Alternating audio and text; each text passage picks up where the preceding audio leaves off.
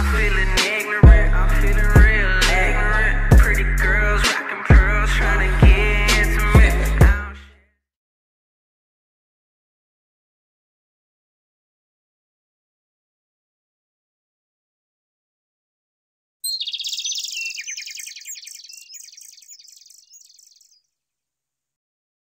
Assalamu alaikum and peace be unto all of you.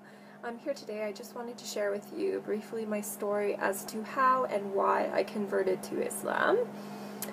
So I'll just get started. So growing up I actually was raised in a very devout Catholic household. Without fail, my parents used to bring us to church every single Sunday. We used to practice all of the holidays and celebrate all the holidays and the religious sense. My parents would fast on Fridays. I actually went to Catholic school my entire life, so definitely very well versed in the Catholic faith. But the one thing I will say is, even just growing up, I did know a lot about the faith, but I was never really brought to think about why I was particularly doing things, or you wouldn't really think very deeply into theology particularly. And you know, it was after the fact when I finished high school and I started going to post-secondary education, like college, university, that was when I finally actually started thinking a little bit about my faith. Maybe it was the rebellious sense in all of us when we finally become somewhat independent and we want to be our own person, but definitely it was a little bit more than that. I remember, you know, just going to school after the fact, and it was the first time in my life I was actually intermingling with people that were not of the same faith group with me, just because, you know, going to a Catholic school, all my friends were Catholic. You know, I was a good girl. I never really went out a ton, so I can't say that I really had a lot of friends outside of my faith group.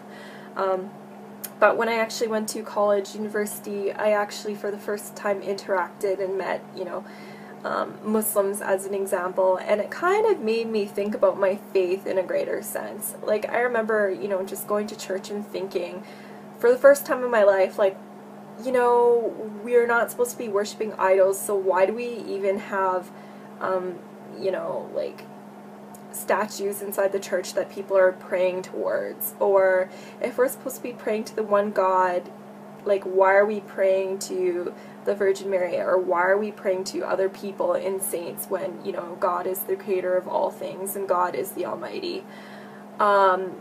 In that sense, like, I just kind of raised a lot of questions, or I started thinking simply about you know, Trinitarian issues, and the fact that if Jesus was praying, who is he praying to if he is God? Or why would he be in need particularly? Like, a lot of these things, no matter who I would talk to, wouldn't really have a great resolution. You know, just to name a couple of other things, like if God is eternal, then how could God die? Like, I really just couldn't wrap my head around a lot of these issues, and the more research I did, the more I realized that a lot of these theological issues came after the fact, and the pure Christianity was actually Unitarian, but it was the later kind of additions that changed the faith to make it what we know it as today, particularly, meaning kind of more of a Pauline Christianity. But I won't get into that. So generally at that point, that was kind of when I was questioning a little bit more, but I really didn't have much of a solution. I just had questions. I started kind of looking into agnosticism, just because I figured, you know, if Christianity is wrong and, you know, all of these other religions are quote-unquote polytheistic, and I can't really accept that. They're either polytheistic or they're not particularly religions. They're more kind of like ways of thinking and whatnot. I don't really want to be involved with any of these, and I never really found a good monotheistic solution, but at the same time I wasn't really looking much into religion. You know, but then it got to a point where I actually got in discussion about religion with some Muslims, actually, when I was at school. And I really didn't know much about their faith, to be quite honest. I had all of the stereotypical kind of ideas as to what Islam actually was. You know, the fact that it was terrorist mongering and a violent faith, and they just want to convert everyone by the sword, quote unquote, or intolerant, they just want to kill everybody that didn't agree with them.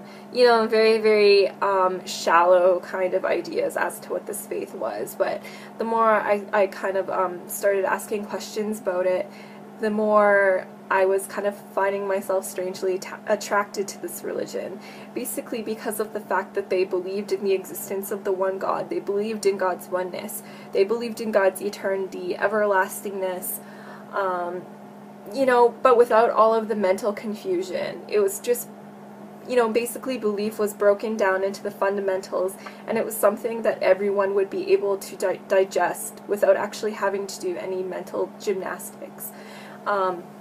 So, long story short, I started looking a little bit further into Islam, not really wanting to particularly accept it as my religion, but still attracted to it nonetheless. I started taking a religious studies course where I actually was able to look at Islam from an unbiased, kind of scholarly perspective, and again, I found myself kind of being attracted to it because of its, rationality. And the fact that Islam could meet kind of belief in science halfway. It was rational, but it had proof at the same time. It wasn't just asking you to believe without any questioning or proof whatsoever. So again, looking into the Quran, I found the exact same thing. Allah would command His servants to question or think about things or ponder about things, and that was something that I definitely wasn't used to previously with the Bible, and something that was very attractive for me. Actually pondering and meditating about my religion, it kind of gave me some kind of peace in my heart that I was really, again, becoming very attracted to, but again, I wouldn't accept Islam as my religion until I was entirely sure about it. So again, reading more into the Quran, I was finally also able to put Judaism and Christianity into perspective, particularly looking into the role of prophets.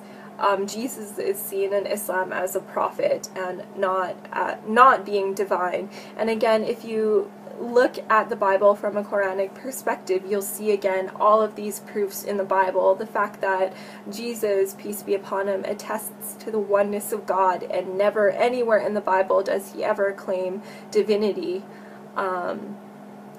simply. So reading into the Quran, it was slowly kind of answering questions for me. When I would bring up all of these horrible arguments that I would see online and whatnot, to people of faith that were actually well versed in their religion, I would always find some kind of resolution. Whenever I had a question about Islam, I always thought that it would kind of be a breaking point, and this would be the reason why I can't particularly believe in this faith, but it always ended up being to the contrary. And along my journey, I was probably looking into Islam for maybe about, I would say, 2 years or so, and it was continuously the same thing, where it was working for my benefit and not on the contrary. And basically, whenever I would see all of these negative comments online or get all these negative comments from people, or even myself argue with people, it would just bring me to gather more knowledge about the religion, and actually got me to a point where I was very comfortable accepting Islam for what it was, but I still didn't make that final step of affirming my faith. And then I found it was actually just one very last driving point that brought me to accepting Islam. When I was actually very close to accepting Islam, I was doing an internship in Edmonton, where I was in school at the time. And this was coming to an end, and I was on my way back to Calgary, where I would actually be living with my older sister for the first time in many years, because she had actually been in Edmonton for university and I was in Calgary. It was just a big jumble. But anyways, so that was the very first time I would be living with her in years. And I just remember one morning, I remember this very vividly, and it was actually the middle of Ramadan.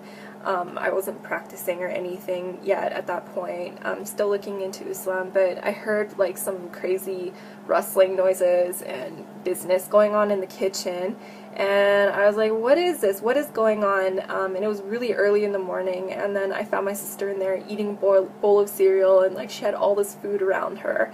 And I kind of questioned her as to what she was doing, and I realized at that point that she was trying to attempt to fast. So everything kind of came together at once, and I realized that at the same time when I was looking into Islam, my sister was also, even though we were separately living in completely different cities and didn't talk about religion whatsoever, we were actually going through the exact same thing. So that kind of brought me to a point where I was feeling a little bit more comfortable in my decision, you know, to potentially accept Islam. And my sister and I, we ended up actually going to a lot of religious lectures and lessons together, and kind of furthering our knowledge together and searching together. And we got to a point a few months later where we actually ended up attesting and affirming our faith in Islam together and saying our shahada, alhamdulillah. And since then it's been about 4 years. So I've since then, you know, my life has changed dramatically for the better. Finally, as a person, I feel so whole. You know, before Islam, I would go to bed at night and I would honestly not be able to sleep because I felt like I was purposeless, and I felt like, you know, extreme fear of, you know, what was going to happen to me. You know, am I just like this lump of flesh and I'm just gonna die and rot in the ground? Like, I just really felt unfulfilled, and I felt like there was no purpose for me. But in my life now, I can say that every single moment of every day, I feel like I'm accounting for it, and I actually have a purpose, and our purpose is to worship the Creator and devote our life to the Creator in the way that He has outlined in the Quran. Very, very simply speaking.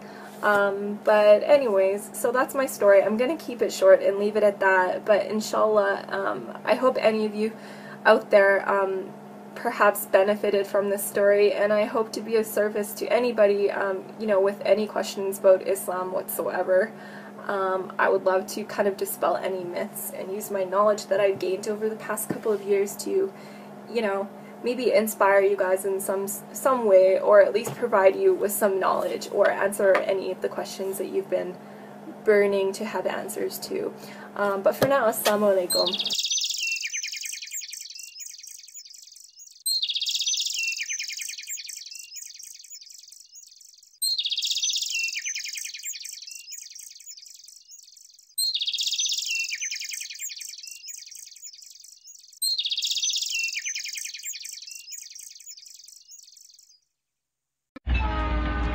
My question is this. Is Holy Spirit there in Islam according to Quran? I just want you to help me out. Jesus Christ, he is not a god, but his position is unknown. Jesus was crucified for all our sins. Being a human, I get confused. My mom was Christian and my father was Muslim. Why do we need a religion like Islam? In my opinion, you are the most rational, logical, easy to understand kind of scholar that I've ever come across in my life.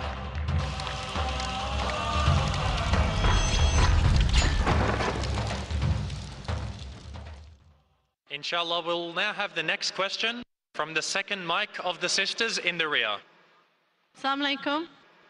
Brother, my name's Ambreen and I'm from Australia. I've just recently come to Dubai. Sister, are you a Muslim? Yes, alhamdulillah. So please would you give a chance to the non-Muslim first? Inshallah, after they've exhausted, inshallah we'll take questions from the Muslims. We prefer first to give the opportunity to the non-Muslims. It's their right to ask first. So if there are any non-Muslims on microphone number 2 from the ladies, are there any non-Muslims in the queue on the microphone number 2? Okay, so can we go further to microphone number 5, to the third microphone in the gents? Are there any non-Muslims that would like to ask a question? If so, just come to the front of the queue and let the organizer know that you'd like to ask a question. My name's Bezo Laurent, Cameroonian by nationality. I'm a sales executive in a private company here in Dubai. I've been in a situation, I've been associating with Muslims, and they've been telling me a lot about Islam, and with their way of life, I've been cherishing and admiring it so much. I began yesterday here with a question which was rightly answered, but with some other questions in mind. I could not accept Islam till all such questions are being answered. So it's a privilege once more again today to bring before the audience this one more question, after which I'm going to declare my intentions and my view of Islam. So, my question is this. When you get to a company, let's say you purchase a new car. You take this car on the road, and you get to discover that there is something missing from this car. Let's say the horn, you discover that it's lacking. I don't know, in your mind, what do you think? Is it that they did not put